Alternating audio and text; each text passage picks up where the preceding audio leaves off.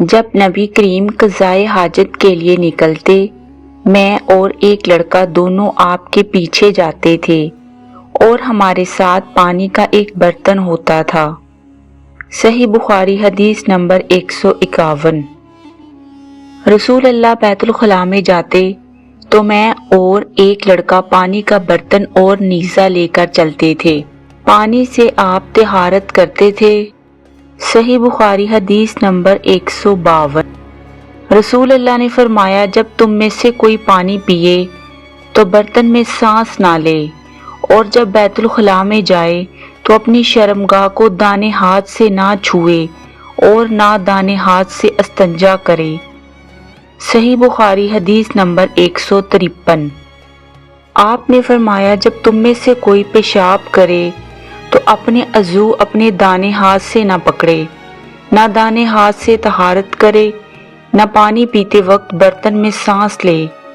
صحیح بخاری حدیث نمبر 154۔ رسول کریم ایک مرتبہ رفع حاجت کے لیے تشریف لے گئے۔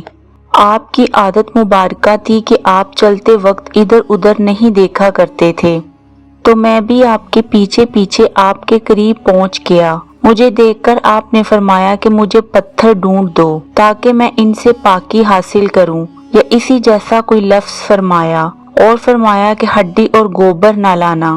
چنانچہ میں اپنے دامن میں پتھر بھر کر آپ کے پاس لے گیا اور آپ کے پہلو میں رکھ دیے اور آپ کے پاس سے ہٹ گیا۔ جب آپ قضائے حاجت سے فارغ ہوئے تو آپ نے پتھروں سے استنجا کیا۔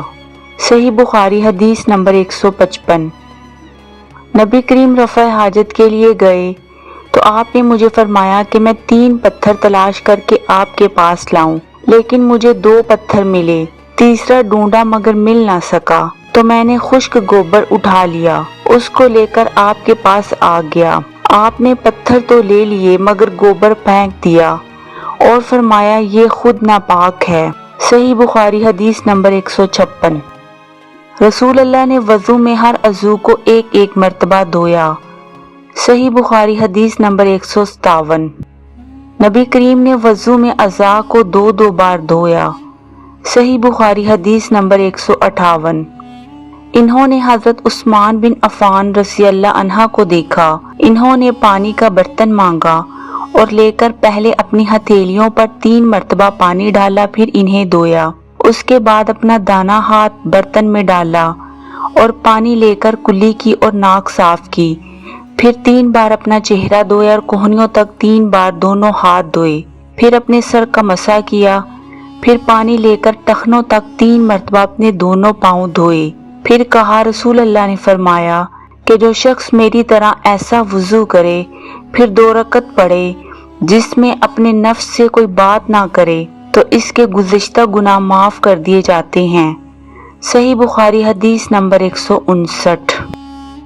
جب حضرت عثمان رضی اللہ عنہ نے وضو کیا تو فرمایا، میں تم کو ایک حدیث سناتا ہوں، اگر قرآن پاک کی ایک آیت نازل نہ ہوتی تو میں یہ حدیث تم کو نہ سناتا۔ میں نے رسول اللہ سے سنا ہے کہ آپ فرماتے تھے کہ جب بھی کوئی شخص اچھی طرح وضو کرتا ہے اور نماز پڑھتا ہے تو اس کے ایک نماز سے دوسری نماز کے پڑھنے تک کے گناہ معاف کر دیے جاتے ہیں۔